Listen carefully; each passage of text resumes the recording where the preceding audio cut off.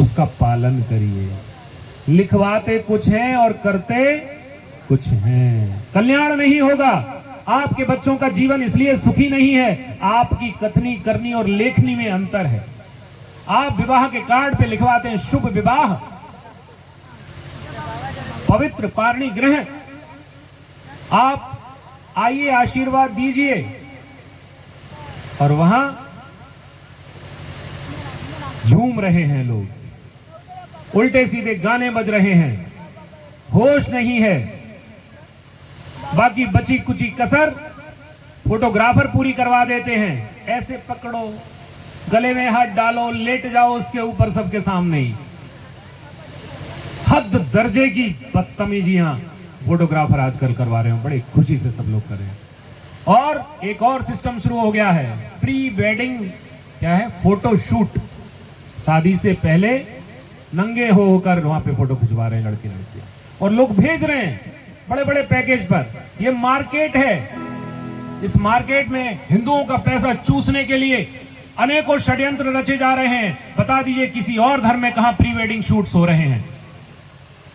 हमारे धर्म में हम लोगों ने स्वयं इसका नाश करने का शायद बीड़ा उठा रखा है।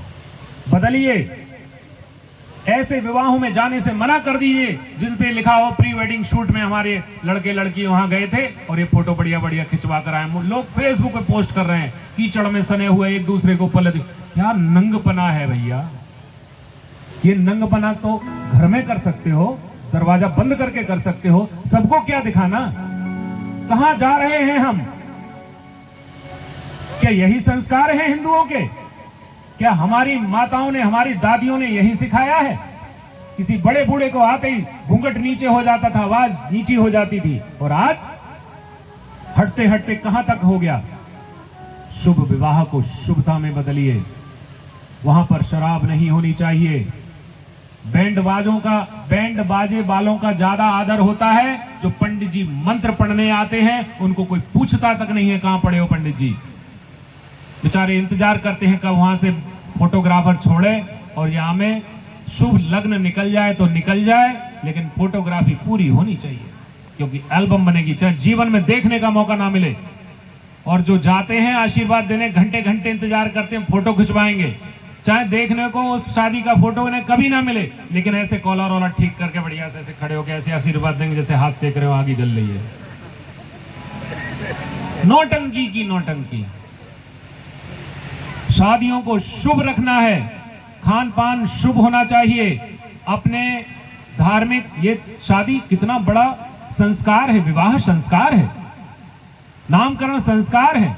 लोग तो अब नामकरण की पार्टियों में भी दारू परोसी जा रही है और गलत सलत काम हो रहे हैं। तो अपने इन संस्कारों को जब तक हम नहीं सुधारेंगे, कुछ भी सुधरने वाला नहीं है। विवाह को शुभ विवाह करिए। पंडित जी को दक्षिणा थोड़ी ज्यादा दीजिए, उनके हृदय से जो आशीर्वाद निकलेगा वही आपके बच्चों को काम आएगा। वहां पर ऐसे ऐसे करके नोट लुटाते हैं तो थोड़े नोट पंडित जी के पास चले जाएंगे तो आपका कुछ बिगड़ नहीं जाएगा। विधर्मियों को, बैंड बाजों को खूब नाचते हैं, अपनी बहन बेटियों को खूब वहां नचवाते हैं, और पंडित जी को देने की दक्षिणा की बारी आती तो टूटे से टूटा, फटे से फटा नोट ढूंढते हैं। साड़ी और कपड़े पंडित जी को देने की बारी आ जाए तो स्पेशल कपड़े ऑर्डर पे मंगवाए जाते हैं, ज्यादा दिन चलना जाए, क्योंकि फिर देने हैं पंडित जी, ज्यादा दिन पहन ना ले। क्या मानसिकता हमारी! जिनसे कल्याण चाहते हैं उनको सुखी नहीं रख रहे, उनको आशीर्वाद वो दें ऐसा काम नहीं कर रहे। कैसे आशीर्वाद मिलेगा आपके बच्चों को? कैसे आपके बच्चे सुखी होंगे? कैसे धर्म बचेगा? विवाह को शुभता में बदलिए। दारू को अपने यहां से हटवाना शुरू करिए। जिस घर में पीने खाने वाले लोग हों वहां पर रिश्ता करवाने की मनाही आरंभ करिए। और आपके यहां कोई भी स्त्री, बेटी, बेटे की बहू, कोई भी गर्भ धारण की हुई कोई भी स्त्री है, उससे कहिए कि हनुमान चालीसा का पाठ किया करे, बच्चा पेट में सुनता है। राम नाम का जप करे, बच्चा पेट में सुनता है। बच्चा जब बाहर आ जाए कुछ नहीं जानता, आंख खोलता है, दूध पीना जानता है, लेकिन वो सुनता है, उसको राम नाम सुनाइए। यदि ये बीज पड़ गए तो जिस प्रकार से अभिमन्यु ने चक्रव्यूह में प्रवेश किया था, मां के गर्भ में चक्रव्यूह में घुसना सीखकर निकल नहीं पाया, मां सो गई थी, पूरा सुन लेती तो महाभारत कुछ और होता।